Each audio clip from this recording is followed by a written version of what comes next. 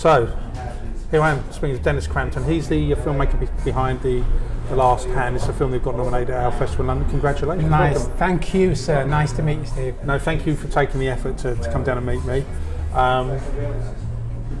We've already had a long chat, and as Dennis knows, there's so much I want to ask him about. If you could just start by telling us, this is part of a series we should point out here. Yeah. But can you give us an idea of where the idea came from, where you want to go with this series, what the series is, what we're ultimately trying to do about this, and particularly the story behind this one, or the synopsis of this film. Okay.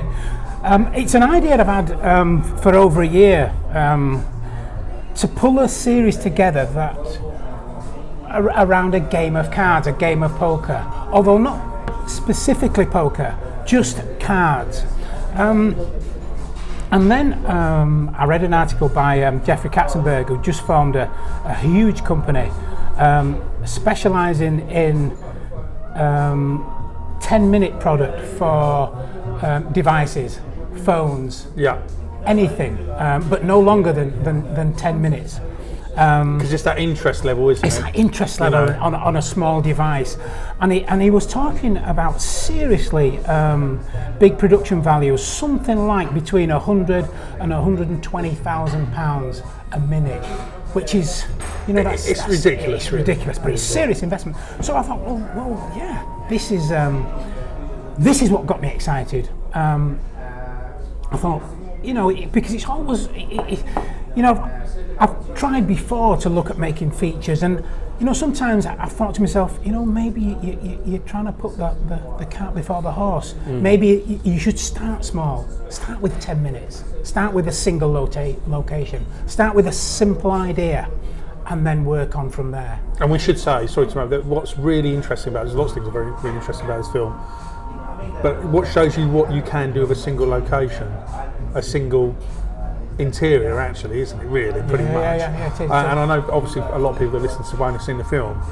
but that for me I loved that part of it, and also, and again, people won't know, but Dennis, I've been talking before we start this interview, how the film was built on the story and the dialogue and the script, of course, and of course in this one it's spare, isn't it?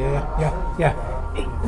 It's built on four criminals, but just 4 men playing cards, something they've done on a regular basis, and they were just looking forward to a great evening's entertainment, and then within 10-15 minutes, one of them dies. Now, and it's gallows humour, which is he dies. He has an heart attack. He's done. He's finished. And what would you do? Well, you'd pack in. Of course you'd pack in. Watch the film. Why wouldn't you pack in? But some of the other characters, they don't want to pack in, especially one. He doesn't want to pack in. Why should he? No. He's been skinned alive for 3 months. And he wants the money. He wants the money. Yeah. He's not having any of it. And so he forces them to play, to play the game of cards, at least the final hand. And he's prepared to use deadly force because it's important. Now, what you will find out is this little snapshot, this 10 minutes of these guys, there is a reason, as the story will develop, as to why he has to win this last hand. But for the 10-minute shot that we did, he makes everybody play. And to be fair, it looks as if his dreams come true, as if he's won, he's got his own way. But life has a way of... we should point out there is a twist in this. There is a twist. You need to see the film, which is a brilliant twist. Yeah, there is a twist. But just working with the actors, just a look. They brought the dialogue to life, the way that they breathed life into what was an original idea, in terms of not an original idea. Many films feature card games, but it was just that twist and the way that somebody dies that forces a character into a particular part, into an area where he will go, but the two didn't want to go, and that's the story. And as you say, Steve, there is a twist at the end. And getting back to what you were saying about Katzenberg, although it was interesting, you wanted to do it as a 10-minute film. It could have been anything, really, couldn't it? It could have been about, I don't know, a solar flare, or it could have been a love story, rom-com. But what made you write about, in particular? I assume there is a kernel here to why you wrote this story. I think, first of all, the one of the things that I love, that fascinates me is crime. Is what forces people into crime. I mean, some people are career criminals. Some people are forced into it. Some people, it's opportunity just comes their way. And that's the long term of this short film. But initially, I just wanted to put those 4 career criminals together and just let that story develop, and let the audience see how one of them becomes desperate. Within 10 minutes, you can see his desperation, and how just the flick of a switch can completely change a story that's going one way and goes another way. And that was what I was looking to achieve, what I was trying to achieve, and hopefully, with a bit of luck, I think we've got there. And I did say to you again earlier that it reminded me of Guy Ritchie, and I think that's been said to you before, hasn't it?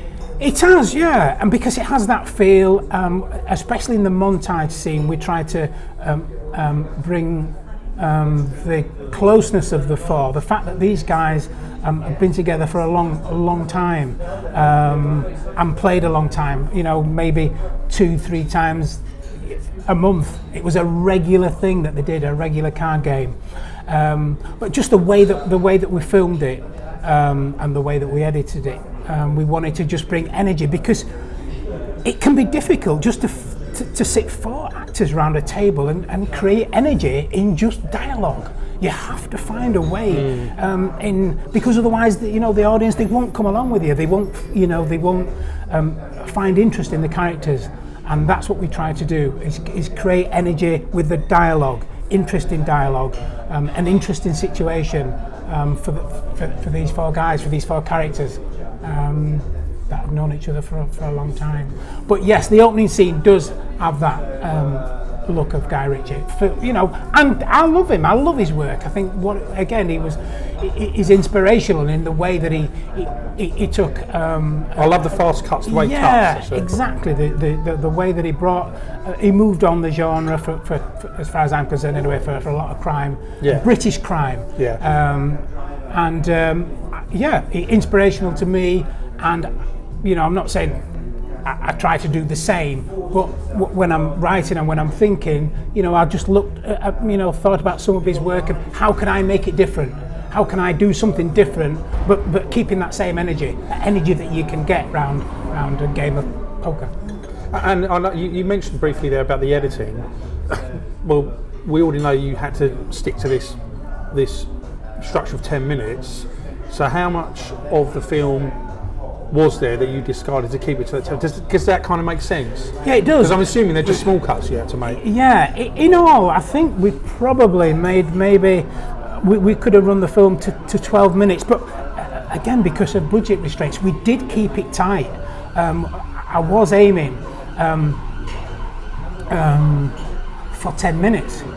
And again, looking to the future, looking towards film festivals, one of the things that I was aware of is that festivals would prefer to take 2 10-minute films as opposed to 1 15-minute film. That was what I'd read, that was what I'd heard. Some do work that way. Some do work that way. Yeah, that's true. And so I thought, okay, let's keep it within 10 minutes. A, because of that, and B, because of what Jeffrey Katzenberg had said in his interview, is that he was looking for 10-minute product, not a second more. So right, let's stick to those guidelines. Let's work within that 10 minutes. And it worked. And we, as I say, we probably got maybe 12, 30 minutes that we could have used. But then, when we put it together, it slowed it down. It began to just lose a bit of pace. Okay. It lost a little bit of pace. So we thought, right, okay, cut that away. Let's get back to that energy of the 10 minutes, and it worked. Yeah, I thought it worked. The editor did a great job, super job. What's the best part of filmmaking? For me, it's pulling everybody together. Oh, sorry, sorry to interrupt. Do you prefer it to acting? Because I need to point out that your background is acting. Yeah, I do. I like having written a story that I think is interesting. To see it brought to life by other actors it doesn't compare. Being an actor is great. There's a lot sitting around, as everybody knows, but watching other people bring your story to life is just the best thing. One of the actors, Jack Lamb, you obviously haven't seen the film, but Jack Lamb, who played the Scouser in the film, to watch him bring the comedy, the dark comedy, out of this film when he took his t-shirt off and threw it over the dead body. To be honest, I couldn't stop laughing. At his performance. And I'm a director that I don't spend long behind a monitor. Because I'm an actor's director, I stand looking at the performance. I'm by the table watching the actors do their craft. So you were literally just off screen? I was just off screen, yes. Yes, I'll go look at the You're not going to remember that every time I watch it. Yeah, it's just the way I like to work. I like to watch the actors at the craft, and then I can see, if we're going in the right direction, and then I'll go to the screen occasionally. But I love to be there, I love to be in and watching them work, and the performances were great, and I just couldn't, I couldn't stop laughing. They just brought it to life, something that I'd worked on for a year and thought about and rewrote and wrote, and it's surprising. Well, you'll know if you're a filmmaker just how much rewriting there is of something like just a 10-minute script to get it as tight as you possibly can. And a couple of questions to spring to mind. Were you even making revisions right down to the wire when you're on set? Was that the version you're going with, or was it a case of we really like it, but I just want to adjust things a little bit, or do you not work that way? Does that make sense? Yeah, it does make perfect sense. I've never been precious about dialogue. If the actors feel, because you have to write and then you give it to them. That's what you pay them for. That's their job, that's their passion. So you have to hand the character over to the actor. Yeah. And so I've never been precious. But to be fair, they didn't change anything. I think there may be one or two words that they wanted to change, but they performed it as was written. Although I would have happily moved if they'd have felt that the character would have said the word another way. But no, it was as written. Almost word for word, within 95%. And the second question was, can I assume, you might shoot me down in flames here, because it's a single set, effectively, you're not doing any storyboarding, or do you just have multiple cameras? No. I'm a huge fan of storyboarding, and I got in contact with a lovely guy who lives, out in Norwich, and yeah, he storyboarded the whole thing. This is really interesting because lots of people that are new to filmmaking, think about going to filmmaking, we may immediately think, well, what's the point of that? You're in a single set, but you're now going to explain why this is crucial. Because what you have is, when you have a very, very small budget, you have limited time. So we shot this in 2 days. So what you can't have is times when everybody looks at each other and goes, what do we do next? Or are we doing the right thing? Because if it doesn't work, they say, that's the storyboard. Look at the pictures, that's where we're going. You can pull people back into the film by having a storyboard. If you and bear in mind, filmmaking is collaborative. So yes, you're the director, but you will take information, like from your script supervisor and your DOP and everybody else. Yeah. I mean, I don't care. I will listen to anybody. But you won't listen to that. I bet you do. Whether I do it is another thing. However, but sometimes, during the day, you're working a 12-hour day, and you might slightly lose your way. And for me, if you lose your way, look at the storyboard, because the storyboard's right. It tells the story in pictures. And that's why, even for a single location, I had a storyboard, and I always will. That's the way I love to work. Got everything storyboarded. It's my blueprint, even though I can stray from it. That's my decision. But if sometimes I'm getting old. I'm an older guy, so come 5, 6 o'clock in the afternoon, I'm getting slightly tired. And people are looking to you for slight bits of direction, and quick look at the storyboard, Dennis. Like, here we are. There we go. Yeah. I wish it was possible to explain. I mean, obviously, I know because you know that I've spoken to lots of filmmakers, and I know that it's an incredibly difficult task to be involved in any part of filmmaking. Anyone that looks and sees a film that's 10 minutes long, I don't wish to be patronising to general public that are watching the film, Joe Public. They don't really understand the actual pain and difficulty and hardship that everyone involved in a project will go through just to get a 10-minute film in the can the way you want it to be. I'm not sure if you can explain just how difficult that is, because when you see a film, it goes so quickly, those 10 minutes, but actually the whole process behind the planning, the script writing, getting the crew and cast together is so very, very hard. Is it possible to explain just how difficult that is? It's you're right, Stephen. Even though it's 10 minutes, it's almost a year in planning, because first thing, you've no budget, so you have to pull in the best people that you can, and the only way you're going to do that is by having the writing, the script, the idea that people love. Because that's the first thing they ask is, I want to see the script. That's the first thing. What's it about? And Jamie Kennelly, my director of photography, just speaking to him, he'd never heard of me. I hadn't got a clue who I was, and he was recommended to me, and we spoke over the phone, and I could tell in his voice, he knows. This guy's 2 BAFTAs, somewhere in his house. Worked with Tim Burton. Who the hell are you? And and you're pitching him. Yeah, and I'm pitching him. Anyway. And it's beautiful, and you can. But actually, sorry to interrupt. No. And I will do this, because things come to mind. Yeah. But when you see the film. And it gets back to it being, I keep going on about this in a single area, and a lot of people think, well, how can you make that look really good? But actually, it's beautifully photographed, isn't it? Yeah, it is. Absolutely, you can see his skill and style in the way that he works with the camera. And we met, and I sent him the script, and he said, I love the script, Dennis. I just love it, and I love the idea of where you're trying to go with it. Yeah. I'm on board. Yep. I'm on board for a tank of petrol and 2 egg and cress sandwiches. I mean, really? Jesus Christ. Really? Just. And again, you spoke about the look.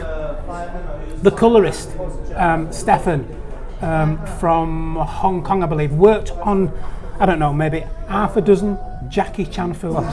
I mean, Jackie Chan films, and he comes to me to do my colour grading for the same thing. Again, sent him the script. Love it, Dennis. Love the idea. I love the rough cut you've sent me. Let's have a look at the colour. Where do you want to go with it? Right, I want to go blues and teals. That's the way I see it. And that's interesting, because now you're saying it. Yes.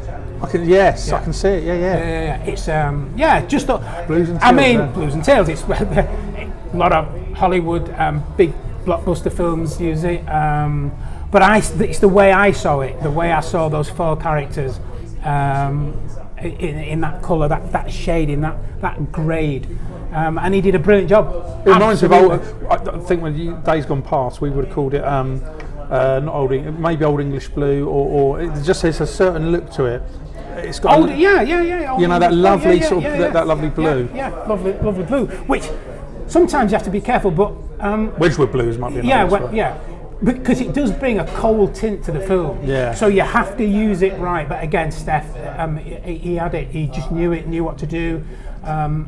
Sent me a couple of colour grading things he'd worked on, and I just fell in love with it and knew it was right. Of course, I had an idea of where to go with it, but again, I'm a great believer in you pull the best team that you can together and let them do the work. Let them do the work and just guide them, and they will bring you amazing results, for which, as you know, Steve, not many of them get recognition. Oh, it's just so tough. I mean, you know, in fact, I wish we'd had more time to talk, because 2 hours go by so quickly. This is always the danger that you get onto a and it becomes so engaging and interesting. But you're absolutely right. I mean, I don't mind repeating myself. I've spoken to hundreds and hundreds of filmmakers, and I've seen hundreds and hundreds of amazing films. I mean, there's been times I've seen a film and I'm like, how are they not on an A-list? How are they not? And I'm going to tell you so very, very quickly. And I remember I mentioned to you that I spoke to. I've interviewed a cinematographer that worked with Kubrick, and I asked him actually. And I know that you've experienced this, about how many emails you get a day from people that want to get into the industry. And he gets so many. He's had to have someone deal with it. But a really interesting story is he said when he started working in the '60s, you could literally walk into a studio and get work. And how times have changed. You know, he gave up working in the film industry for a couple of years, and he just went past a studio in London. I'll have another go. You could never do that again. No. Absolutely not a chance. No. And that's it. I mean, I know obviously it's about you, but we're talking about the same kind of difficulty that filmmakers face all the time, which is getting your head above the parapet, coming out with something new and original, with something that really people become engaged in, getting the project out there. And you've touched on how bloody hard it is. And believing in yourself, which is, I've got to say, at the times I don't. And we talk about rejection. We talk about it's just, you know, as I say, I've been an actor, and I don't care what they say. You do take. It's a killer blow. It's a killer. You take it personally because it has to be personal because it's you. It's not somebody else. It's your writing. It's your directing. It's, you know, if you don't take it personally, you can't blame somebody else. Yes. But there are times like this when you get a little bit of recognition and somebody says, "I like the work. I like what you've done." Yeah. It just picks you up, puts you back on your feet. You can keep fighting, keep going forward to tell your story, to go where you want to go. And if you could just explain, I know so this is a series 1 of 6, isn't it? What will be, if you can talk about this, what will be the next story or this series of stories, or where's? I mean, they're obviously all 10-minute films. I get that. Yeah. But have you an idea what the next one's going to be? Yeah, I mean, as an outline, I think we're up to episode 4. So each film will be linked not only by cards but by influence. For instance, the second one is called Carpool Poker, which with Carpool Poker, which well, it's not carpool karaoke, no. Carpool Poker. You're brilliant. And we've already shot that, and we used Paul Barber from Fools and Horses, and we used Joe McGann, and it's still in edit, so we have a lot of work to do. But again, there's a link though. There's a link. Yeah. There's a link as to why these guys are playing poker in the car, but there is a link to those for the previous one, and then it goes on from there. And then there's another link which takes you to a hospital. Now the cards, and it's not always about poker. For instance, these 4 nurses, they get involved in crime. Actually, they're playing it's tarot cards, but again, it fits under the heading of Cardroom Chronicles. Yes. It all fits together. It involves a game of cards somewhere, whether they're finished or they're not playing, or there's just a reference, and the characters will be linked. A couple of characters will go forward, some will die off, but that was the plan for the whole initial six episodes. Yeah. So how are you feeling, a bit of an odd question, right now compared to say 2 or 3 years ago, in terms of your career, I guess? This is if you don't mind me asking. No, this is it's a highlight. As optimistic as I ever can get, which is not that optimistic, but just the fact. I mean, we spoke about this before, but when the notification came that I'd been accepted into this is a great story. This is a great into story. The London Film Festival, International Film Festival. I honestly skim-read it. I read the first 3 lines which said you've been accepted, and then I just dismissed the email because I had so much rejection over this. production companies, BBC, we're not sure, Channel 4, we're not sure. Just, I mean, I shouldn't mention names, but just, I was at that stage where I thought, okay, you've done it wrong again, Dennis, you've not got it right. So when I got this notification through, I thought, what do they want?